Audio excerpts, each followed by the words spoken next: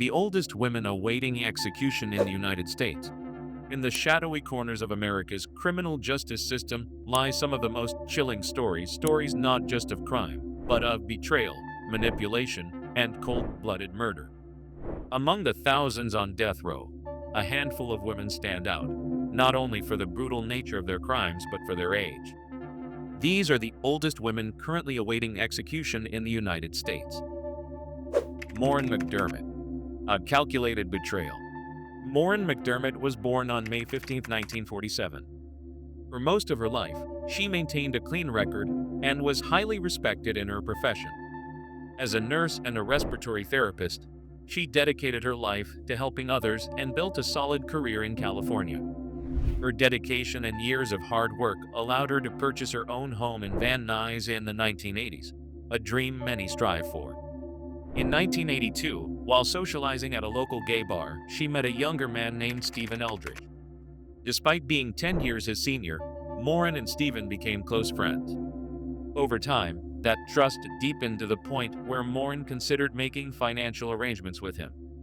She was planning to move to Saudi Arabia to work as a nurse with a friend and needed someone to take care of her home. Stephen offered to buy into the property rather than rent it, and after some hesitation, Maureen agreed. By December 1984, the two had become co-owners of the home. At Stephen's suggestion, they each took out $100,000 life insurance policies on each other. The idea was that if one of them died, the other could use the insurance payout to pay off the property.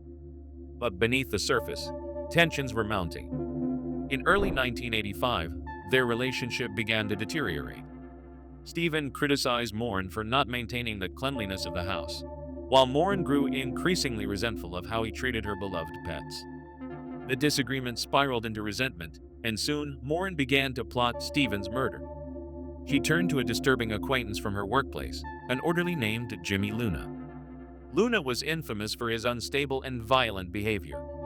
He had slashed a coworker's tires, threatened to kill supervisors, stolen a car, and brought drugs to patients. While most of their colleagues kept their distance, Maureen remained close to Luna and even gave him money from time to time. In February 1985, Maureen made a chilling request. She asked Luna if he would be willing to kill Stephen in exchange for a share of the life insurance payout.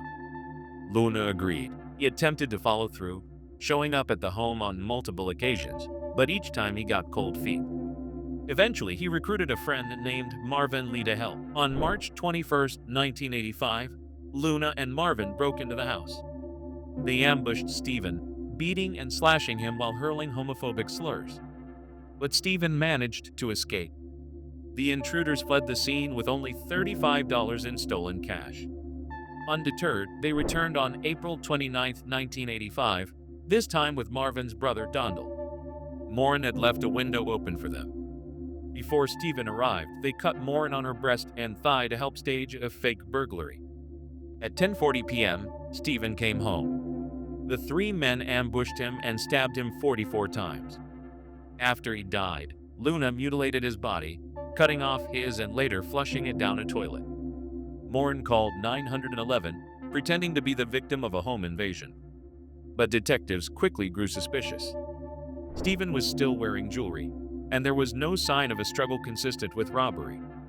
The case unraveled fast. Luna was arrested in July 1985 and pleaded guilty to first-degree murder to avoid the death penalty. He received life in prison. Maureen was arrested a month later and maintained her innocence. However, both Lee brothers were given immunity in exchange for their testimony. In her 1990 trial, Maureen didn't take the stand. On March 2, 1990, she was found guilty of first-degree murder, attempted murder, and the special circumstances of murder for financial gain and lying in wait. At sentencing, she defiantly told the judge, "I did not kill Stephen Eldridge, and I had nothing to do with the murder." She also called the judge a power-hungry woman. Nevertheless, on April 28, 1990, Maureen was sentenced to death. Now 74 years old, she has spent nearly 4 decades on death row and is unlikely ever to face execution. Blanche Taylor Moore, the Arsenic Widow. Blanche Taylor Moore, born Blanche Taylor Kaiser on February 17, 1933, in Concord, North Carolina, grew up in a home filled with contradictions. Her father, Parker Davis Kaiser, was an ordained minister. But behind the sermons was a man plagued by gambling, alcohol, and infidelity. At 19, Blanche married James Napoleon Taylor in 1952. They had 2 children and seemed like a typical American family. But Blanche's personal life began to splinter in the 1960s when she started an affair with Raymond Reed, a co-worker at the grocery store where she worked. In 1973, Blanche's husband James died suddenly of a heart attack. His passing left Blanche free to pursue Raymond openly, and they became a couple. But when the relationship ended in 1985, she quickly moved on to another man, Reverend Dwight Moore. Although she was seeing Dwight, Blanche secretly continued her sexual relationship with Reed. Around this time, Blanche asked Dwight to get her an arsenic-based ant killer. Shortly after, she began to poison her ex-lover Raymond. Doctors initially believed he had shingles when he fell ill in April 1986, but his condition continued to worsen as Blanche brought him food during his hospital stays. He eventually died on October 7, 1986, with his death listed as Guillain-Barré syndrome, a rare neurological disorder. In 1989, Blanche married Reverend Dwight Moore. But just days after their honeymoon, Dwight became violently ill. He was hospitalized multiple times, baffling doctors. One day, Dwight mentioned he had been handling herbicides recently. Doctors ran a toxicology test, which revealed he had 20 times the lethal dose of arsenic in his system. The hospital called the police. When questioned, Dwight mentioned that Blanche had lost a former boyfriend to a mysterious illness years prior. Investigators started connecting the dots. They discovered Blanche had attempted to name herself as the beneficiary of Dwight's pension plan. Detectives began digging into her past and exhumed the bodies of her father, her first husband James Taylor, and her ex-boyfriend Raymond Reed. Both Taylor and Reed had fatal levels of arsenic in their systems. When confronted, Blanche claimed the men were depressed and likely took their own lives. Authorities weren't convinced. On July 18, 1989, Blanche was arrested and charged with 2 counts of first-degree murder and attempted murder for poisoning Dwight. Her trial for the murder of Raymond Reed began in October 1990. Blanche's defense insisted she never brought Reed any food while he was hospitalized, but multiple witnesses testified otherwise. On November 14, 1990, the jury convicted her and recommended the death penalty. In January 1991, the judge formally sentenced her to death. Now 91 years old, Blanche Taylor Moore is the oldest woman on death row in the United States, having spent 34 years awaiting execution. Donna Marie Roberts. Love, Lust, and Murder. Donna Marie Roberts was born on May 22, 1944. After 2 failed marriages in the 1960s and 1970s, she found love again in 1980 with Robert Fingerhut. The couple married in 1983, and together, they managed to build a successful life. They co-managed car rental locations and Greyhound bus stations in Ohio. Although they divorced in 1985, the pair continued to live together and run their business ventures.